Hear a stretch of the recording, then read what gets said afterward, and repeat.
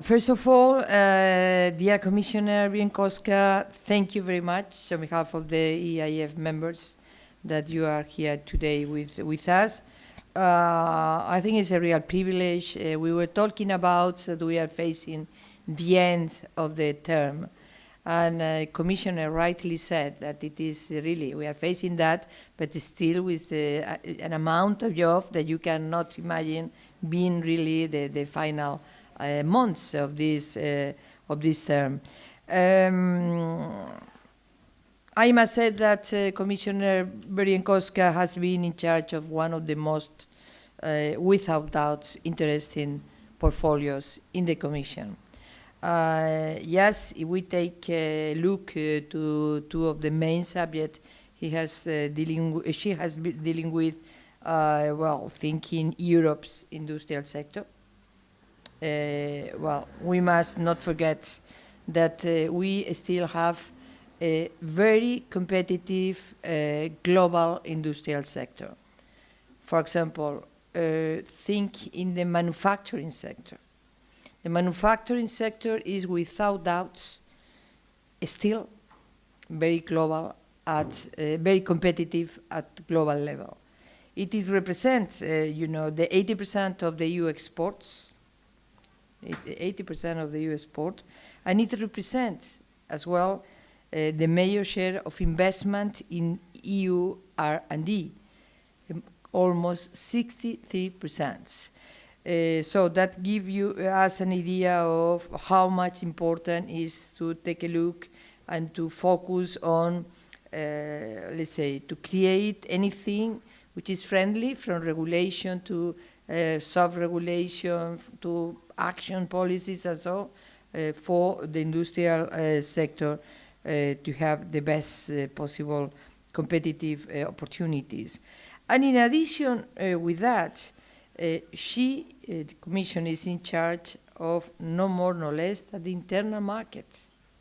The internal market was a real keystone in the founding of the European Union.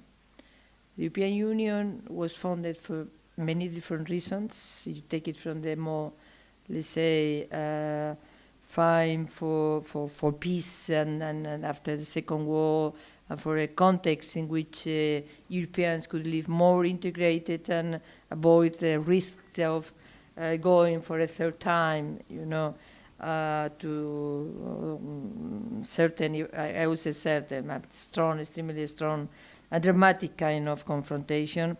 But also, because from the very beginning, there was the awareness that the internal market was something absolutely indispensable for Europe if you want really to have the major resources, the best assets, in order to compete in a more and more globalized world.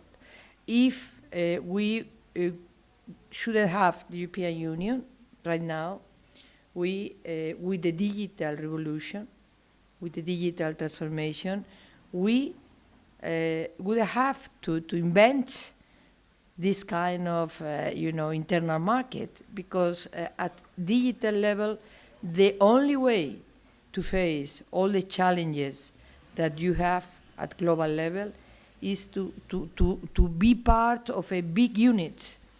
And we have the fortune of having a market of 500 million people.